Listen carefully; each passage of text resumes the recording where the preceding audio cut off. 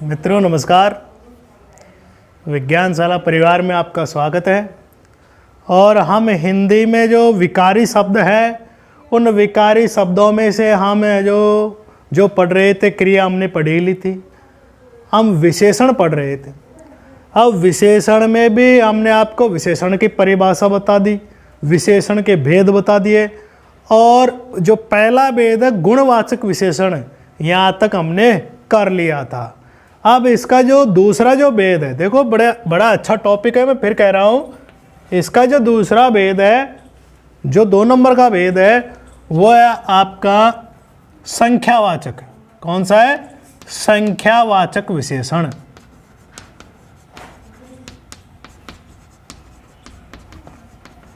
ये लो जी, संख्यावाचक विशेषण।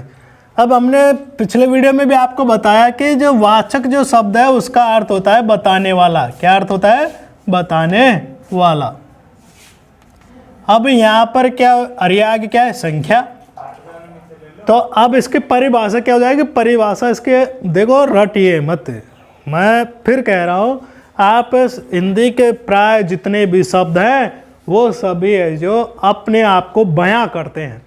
तो अब यहाँ पर भी देखिए, अब जहाँ पर संज्ञा सर्वनाम की विशेषता, सुनिए, जहाँ पर संज्ञा सर्वनाम की विशेषता संख्या के आधार पर बताई जा रही है, यानी कि कहने का यह है कि जब कोई संज्ञा सर्वनाम की विशेषता किसी संख्या के द्वारा बताई जाती है तो वहाँ पर आपका संख्यावाचक विशेषण होता है। वे शब्द जो किसी संज्ञा सर्वनाम के क्या बताते हैं? संख्या बताते हैं, वो आपके संख्यावाचक विशेषण होते हैं। अब संख्यावाचक विशेषण भी, अब ये भी देखिए, अब संख्या कैसी भी हो सकती है, निश्चित या अनिश्चित। जैसे कि मैंने यहाँ पर लिख दिया 2 व्यक्ति, 2 व्यक्ति। अब यहाँ पर ये संज्ञा सर्वनाम है, संज्ञा है। अब संज्ञा की विशेषता क्या बताई जा रही है? 2 कि व्यक्ति कितने हैं? 2। तो ऐसी स्थिति में अब यहाँ पर ये संख्यावाचक हो गया, परंतु संख्या भी क्या हो गई? निश्चित, कि वहाँ पर 2 ही हैं। और मैं इसको यूँ कह दूँ, कुछ व्यक्ति, कुछ व्यक्ति, ठीक है। अब यहाँ पर ये व्यक्ति वही संज्ञा है, देखो यहाँ पर है, जो ये संज्ञा यहाँ पर है, परंतु यहाँ पर कुछ लिख दिया। अब यहाँ पर अनुमान नहीं है, कुछ व्यक्ति बैठे हैं, अब ये पता नहीं है कि ये 2 हैं कि 3 है कि 4 है कि 5 है, कोई निश्चित संख्या नहीं है, परंतु यहाँ पर निश्चित है। तो इसी आधार पर ये तो निश्चित संख्या है, निश्चित संख्या, और ये अनिश्चित संख्या।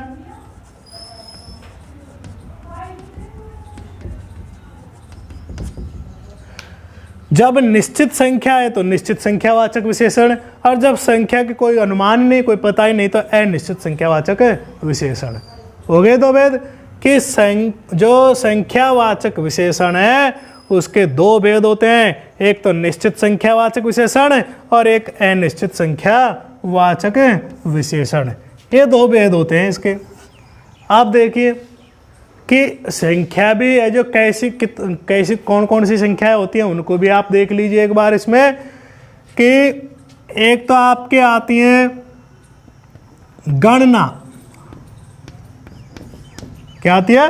गणना। दूसरे नंबर पे आती है आपकी आवृत्ति। क्या आती है? आवृत्ति। तीसरे नंबर पे आपके आता है क्रम। क्या आता है बेटा? क्रम, क्रमवाचक। चौथे नंबर पे आता है आपका समूहवाचक। निश्चित संख्या में भी आते हैं, ध्यान रखना है। अब गणना में क्या?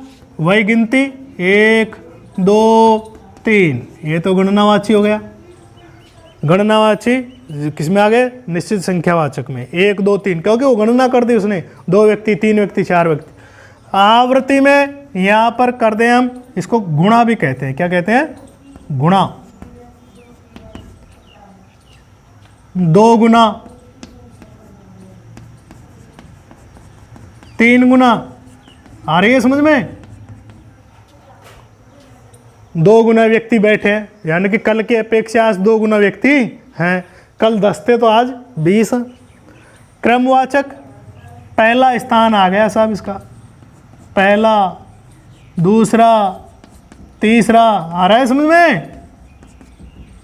और समूहवाचक दोनों इधर आओ, दोनों, हाँ इधर आओ, नहीं तीनों इधर आओ भाई, दोनों तीनों, तो ये आपके किसको दर्शाते हैं? समूह को दर्शाते हैं। तीसरा व्यक्ति यहाँ आइए, चौथा व्यक्ति उठ करके यहाँ आइए, किस में आ गया? क्रम में। कल के अब देखो इसको 2 व्यक्ति बैठे हैं, 3 व्यक्ति बैठे हैं, गणनावाचक, गणना कर ली 1 2 3, ओके। आवृत्तिवाचक गुणा कहते हैं कि कल की अपेक्षा 2 गुने 3 गुने, इसमें भी आ गया गणना में, आवृत्ति में भी। क्रमवाचक उसका पहला स्थान है, दूसरा स्थान है, तीसरा स्थान है, या चौथा व्यक्ति उठ करके यहाँ आइए। समूहवाचक दोनों व्यक्ति बाहर जाओ, तीनों व्यक्ति अंदर आओ, तो ये आपके संख्या में आते हैं। और संख्या में इनको आपको देखो यही ज़्यादा परेशान करते हैं, इनको आपको ध्यान रखना होता है। अब इसके साथ ही आप देखेंगे कि जो आपके निश्चित संख्यावाचक विशेषण के उदाहरण और अनिश्चित संख्यावाचक विशेषण के उदाहरण देख लीजिए। वैसे हमने आपको बता दिया ये रहा। तो निश्चित संख्यावाचक विशेषण किसे कहते हैं? कि जहां पर किसी संज्ञा सर्वनाम की निश्चित स्थिति का बोध होता है या निश्चित स्थिति का बोध कराते हैं, वे ही आपके निश्चित संख्यावाचक विशेषण कहलाते हैं। और जिन संज्ञा सर्वनामों की अनिश्चित स्थिति का बोध कराते हैं, ऐसे शब्द ही आपके क्या होते हैं?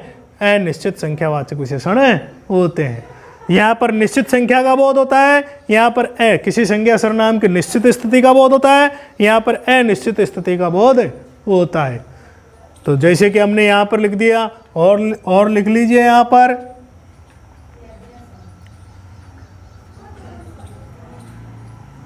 20 छात्र, 20 छात्र, यहाँ पर आ जाएंगे कुछ छात्र, हाँ, कई छात्र,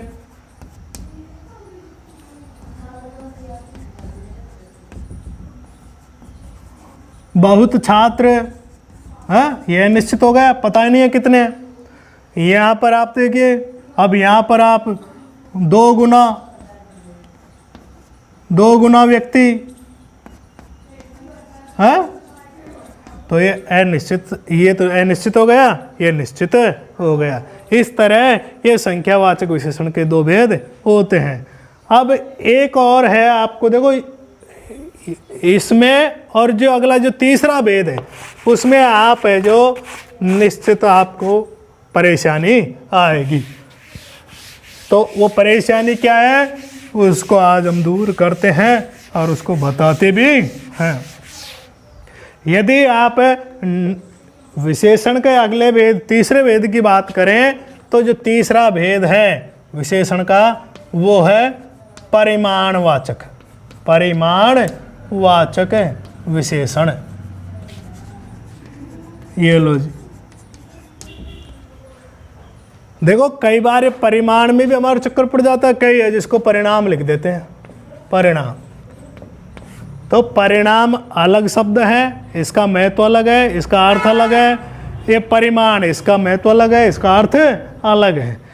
परिणाम होता है रिजल्ट, ये नतीजा, फल, है कि नहीं। और परिमाण होता है माप तोल, यानी कि तोलते हैं कि नहीं, माप तोल, वजन, भार, वो परिमाण में आता है। तो इस चीज़ को भी आप ध्यान रखें, क्योंकि ये भी कहीं न कहीं बच्चे हैं जो इसमें भी है जो गलती करते हैं। तो देखिए परिमाणवाचक विशेषक, अब यहाँ पर परिभाषा क्या हो जाएगी इसकी, कि जहाँ पर संज्ञा सर्वनाम की निश्चित या अनिश्चित मापतोल का पता बताते हैं या का बोध कराते हैं, उन्हें हमें परिमाणवाचक विशेषण कहते हैं। कि वे शब्द जो किसी संज्ञा सर्वनाम की निश्चित अनिश्चित मापतोल का बोध कराते हैं, वे ही आपके जो परिमाणवाचक विशेषण कहलाते हैं। अब परिमाण में क्या आ जाती है, ये इकाइयाँ आ जाती है, मापतोल की जो वजन की इकाई है ना वो आ जाती हैं। कैसे, देखो इसमें आप लिख सकते हैं किलोमीटर भी आपके आ सकता है, इसमें 1 किलोमीटर 2 किलोमीटर, यहाँ तक कि केजी किलोग्राम भी इसमें आ जाता है, ग्राम भी इसमें आ जाता है कि नहीं। लीटर भी आप इसमें लिख सकते हैं, और लीटर भी आप इसमें लिख सकते हैं, है कि नहीं। और लीटर के साथ साथ आप है जो इसमें आ ही गया, ये सभी चीज आ गई इसमें, यानी कि जहां पर माप तोल होता है, माप तोल है, तो माप में तो लंबाई आ जाती है किलोमीटर, मीटर, सेंटीमीटर, ये लंबाई आ जाती है माप में तो। और तोल में वजन आ जाता है कि कितना वजन है, वजन कितना है, ये तोल में आ जाते हैं। और यहाँ पर लंबाई वगैरह, लंबाई ऊंचाई वगैरह इसमें आ जाती हैं, ठीक है। यहाँ लंबाई वगैरह आ जाती है, किलोमीटर है, ये वजन में आ गया, ये भी वजन में आ गया, ये भी वजन में आ गया। तो कहने का तात्पर्य है कि जहाँ पर हमको किसी संज्ञा सर्वनाम की निश्चित या अनिश्चित मापतोल का पता चलता है, जिन शब्दों से वे आपके क्या होते हैं, परिमाणवाचक विशेषण होते हैं। अब देखिए यहाँ पर भी वही निश्चित अनिश्चित परिमाणवाचक जो हमने पिछले उसमें पढ़े थे संख्यावाचक में, कि यहाँ पर भी आपके निश्चित और अनिश्चित परिमाणवाचक होते हैं। कैसे, देखो निश्चित तो देखिए पहले इसके दो भेद है, निश्चित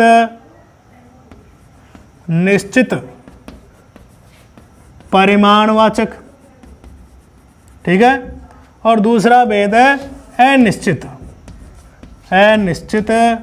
परिमाणवाचक।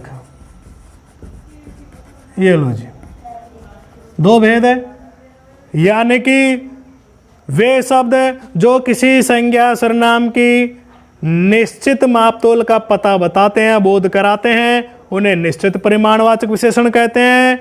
और वे जो शब्द किसी संज्ञा सर्वनाम की अनिश्चित मापतोल का बोध कराते हैं, उन्हें हम अनिश्चित परिमाणवाचक विशेषण कहते हैं। अब इनका उदाहरण भी देख लीजिए आप, कि यहाँ पर तो आ गया 5 किलोमीटर, 5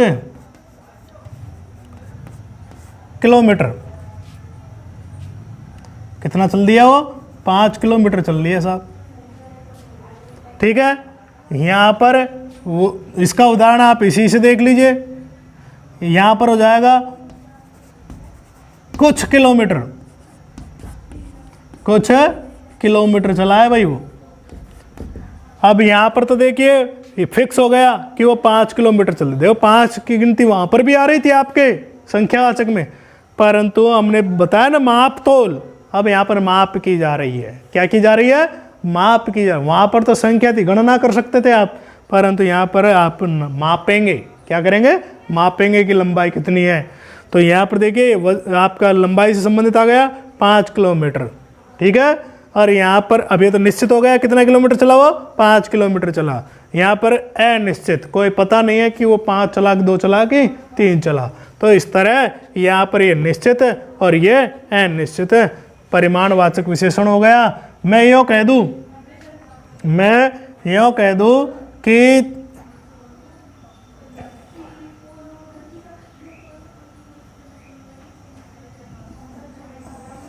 2 किलो चीनी और थोड़ी चीनी, लो जी थोड़ी चीनी, तो ये भी आपके निश्चित और ये अनिश्चित। परंतु ये तो सीधे हैं, इनमें कोई कठिनाई नहीं है, परंतु हम आपको बताएं कि कई बार वो यूँ कह दे, जैसे कि बड़ा अच्छा उदाहरण है, आप देखिए यहाँ पर लगभग 20 छात्र, लगभग लगभग 20 किलो। अब यहां पर किलो तो तोल दिया इसने, लगभग 20 किलो। अब 20 किलो तो आपके परिमाण में आ जाएगा, किलो माप तोल वजन परिमाण में आ जाएगा, परंतु अब ये 20 भी इसने निश्चित संख्या में आ रहा है आने को तो, परंतु उसने आगे क्या लिख दिया, लगभग। यानी कि वो 19 भी हो सकता है या 20 भी हो सकता है या 21 भी हो सकता है। इसलिए अब ये जो है ये आपके निश्चित परिमाण में ना आकर के अनिश्चित परिमाण में आ जाता है। मैं यूँ कह दूँ कोई 20 छात्र, देखो ये पिछले वाले का है, कोई 20 छात्र। अब यहाँ पर हम छात्रों को गिन सकते हैं, यहाँ कोई माप तोल थोड़ी है कि बैठा लिए वजन तोल लियो, नहीं, बच्चे हैं यहाँ पर 20 छात्र। अब कोई 20 छात्र,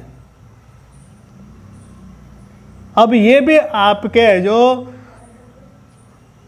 अनिश्चित संख्यावाचक विशेषण में ही आते हैं। कोई 20 छात्र बैठे हैं, अब कोई 20 छात्र बैठे हैं, अब यहाँ पर भी वो अंदाजा है उसका, ये वो अगर निश्चित होता तो यही कहता है कि 20 छात्र बैठे हैं, तो ये भी अनिश्चित परिमाणवाचक में आता है। वो यूँ कह दें टनो लोहा, टनो लोहा।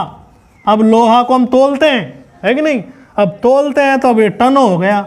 अब टन तो भाई अगर वो यूँ कहते हैं टन लोहा, अब टन में तो निश्चित मात्रा आ जाती है कि साहब 1000 किलो जो भी मात्रा है वो इसके अंतर्गत है, पर टनों में तो अब ये पता नहीं है कि 1 टन के जहाज में टनों लोहा जा रहा है, अब 2 टन जा रहे हैं, 20 टन जा रहे हैं, इसका कोई पता नहीं है। तो अब ये बताइए वजन तो है ही, तो वजन तो इसमें आ गया, और वजन कैसा है, अनिश्चित है, इसलिए ये अनिश्चित परिमाणवाचक में आ जाएगा। ठीक है बेटा, इसलिए इसको आप ध्यान रखें। थोड़ा कपड़ा, देखो थोड़ा कपड़ा, थोड़ा कपड़ा, अगर अब आप इसकी बात करें तो अनिश्चित तो है, और कपड़े को आप क्या करते हैं, मापते हैं। अब मापते हैं तो अब क्या हो जाएगा बताओ, थोड़ा थोड़ा तो अनिश्चित हो गया, तो ये अनिश्चित परिमाणवाचक। ठीक है बेटा, परंतु अब देखो बड़े गजब की बात है, थोड़े कपड़े, अगर अब इसकी बात करें तो थोड़ा थोड़े वही बात है, परंतु ये बहुवचन में कर दिया, अब ये हो जाएगा अनिश्चित संख्यावाचक विशेषण, अनिश्चित संख्यावाचक विशेषण। क्योंकि 2 कपड़े लिया है, 3 कपड़े लिया है, 4 कपड़े लिया है, उसके पास थोड़े कपड़े हैं, यानी कि कपड़े है, जो कहने का तात्पर्य है कि वो उसके 2 जोड़ी होंगी, 3 जोड़ी होंगी, 5 जोड़ी होंगी कपड़ों की।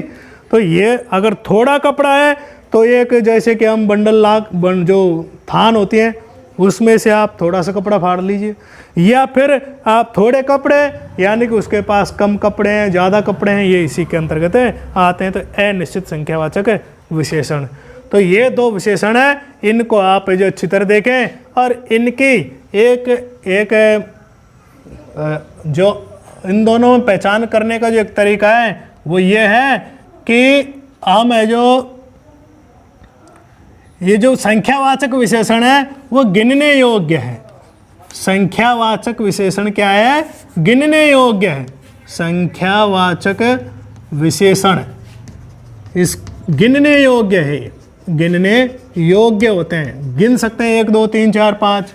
जबकि परिमाणवाचक, इनमें देखो अंतर करने का सबसे अच्छा तरीका है ये परिमाणवाचक, इनको गिन नहीं सकते, ये गिन नहीं सकते। जैसे कि मैंने कह दिया 2 किलो बूरा, अब बूरा को आप गणोगा कि एक एक दाना गण लोगा के, नहीं गिना खाएंगे। परंतु मैं यूँ कह दूँ 2 दर्जन केले, अब वहाँ को तो आप गिन लो, वहाँ पर दर्जन में 12 आते हैं, 2 में 24 केले हो गए कि नहीं, तो वो भी आपके निश्चित संख्यावाचक विशेषण है। मैं यहाँ पर कह दूँ 5 किलोमीटर, अब 5 किलोमीटर की मिट्टी के जो दाने हैं वो गिन सकते हैं क्या आप, नहीं गिन सकते हैं। तो जिन चीज़ों को हम, पानी है, पानी की बूंद लीटर में आएगा, वो बूंदों को गिनेंगे क्या हम? नहीं गिन सकते। तो जो चीज़ें हम गिन सकते हैं, छात्र, व्यक्ति, या फिर आपके जो भी फल जो वगैरह हैं, इनको हम गिन सकते हैं। तो ऐसी स्थिति में वो आपके गिनने योग्य होते हैं, वो संख्यावाचक में आते हैं, और जिनको हम गिन नहीं सकते वो आपके परिमाणवाचक में आते हैं। तो इस तरह ये आपके जो विशेषण हैं उनके दो भेद समाप्त हो गए। अगले हमें अगले जो विशेषण हैं वो अगले वीडियो में पढ़ेंगे। तब तक के लिए धन्यवाद।